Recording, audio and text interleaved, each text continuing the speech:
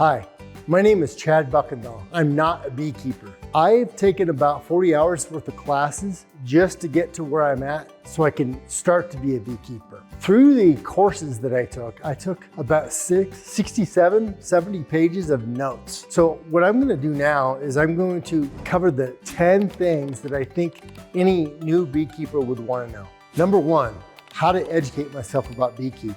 Do I go online and use YouTube? Do I go to an in-person course? Do I take an online course? What's best for you? I don't know, but what's best for me was that I'm a busy guy. I wanted to take these courses at my own pace. So I started with online. And then my wife decided she wanted to be a part of this, and she's just not an online learner. So we signed up for some in-person courses as well. The third thing that we do is we watch a lot of YouTube videos. Some of them we watch together, some we don't, but we're getting a lot of information that way as well. Number two, what type of hive should I buy? I ended up landing on the Langstroth hive just because the information available on how to manage the Langstroth was so much better. So if you're just looking for the easiest way to get into beekeeping, just like me, I chose the Langstroth hive because that is the easiest way to get into it. Number three, where should I put the hive? So where we landed was we decided to put the hives about 30 yards from our house. We wanted to have eyes on the hives so that we could monitor them, and we wanted to enjoy them. So we wanted them close so we could walk out and look at them regularly. We also were concerned about water. My neighbors got a pool, and so we wanted to run water out to where the hives are and just solve that problem proactively. Number four, how many hives should I start with? I needed to figure out how many hives I wanted. Initially, I thought I wanted one hive because I just didn't want to be overwhelmed. But then I got talking to some friends that have been beekeeping, and they highly suggested that I had at least 2 hives. For right now, at least the first year, we're gonna start with 2. I think that's much more manageable.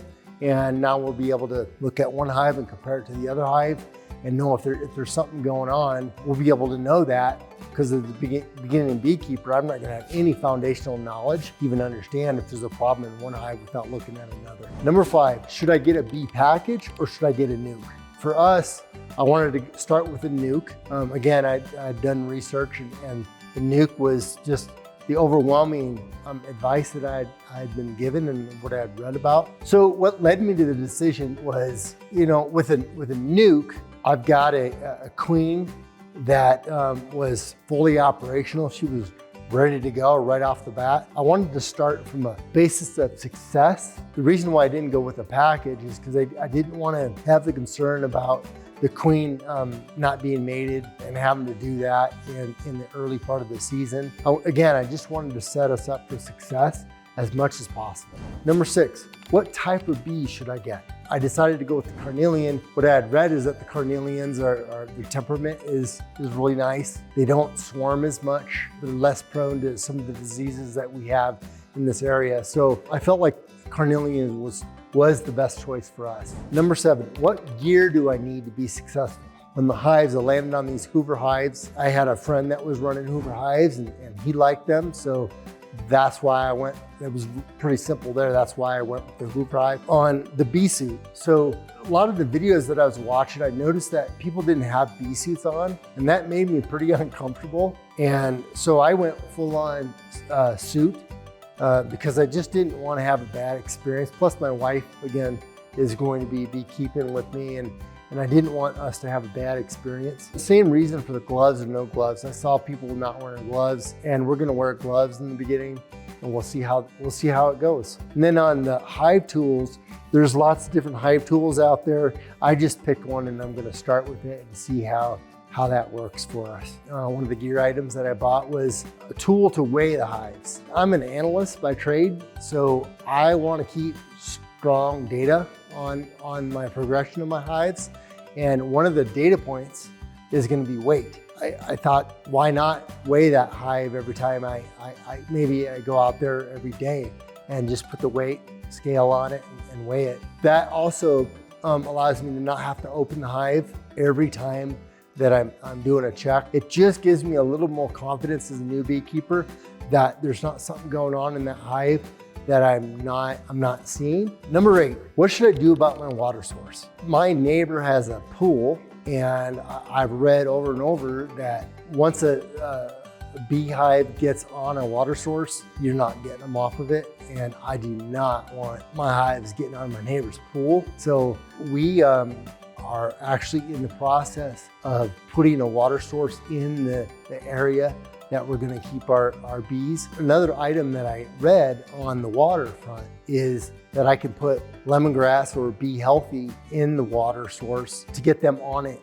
immediately, and then I'll taper that off so that we don't cause any kind of robbing. I don't want a bunch of bees coming to my water source that aren't my bees, but I'll be able to use that lemongrass and Bee Healthy to help the bees get to my water source and stay there. In theory, that's what I hope happens. Number 9, how should I supplementally feed my bees? I chose the in-hive feeder. They seem to work pretty well from what I've read. I also have, just in case, a feeder that goes on top that's caged in by an empty brood box. So then, if I find that on that in-hive feeder, if I'm having to open it and check it too much, I don't want to do that. So I'll pull that feeder if it comes to that, and just use the top of box feeder that's surrounded by the brood box. It'll solve the problem of robbing and having to get into the hive too much. Number 10, what do I need to know about bee behavior? I was just fascinated by bees. I was fascinated by their behaviors. I was fascinated how they interacted with each other. So I wanted to learn more about behavior. Some things that I learned was just the different roles that the bees play within the hive. Like, you've got the queen, that's pretty obvious. The queen is the most important part of the hive. But then you've got the worker bees that are critically important as well. They love life, just working all the time. And then you got drones. There's a purpose for these drones too. These drones are doing mating flights every day, and that keeps that life cycle of bees. Like, I know there's a bunch that I don't know about bees, and like a bunch that I don't know, but I am so excited about that part of beekeeping, is just learning more about their behavior, how they interact with each other, how they interact around the hive, how they interact around my wife and I. That part is probably the most important part, or most exciting part for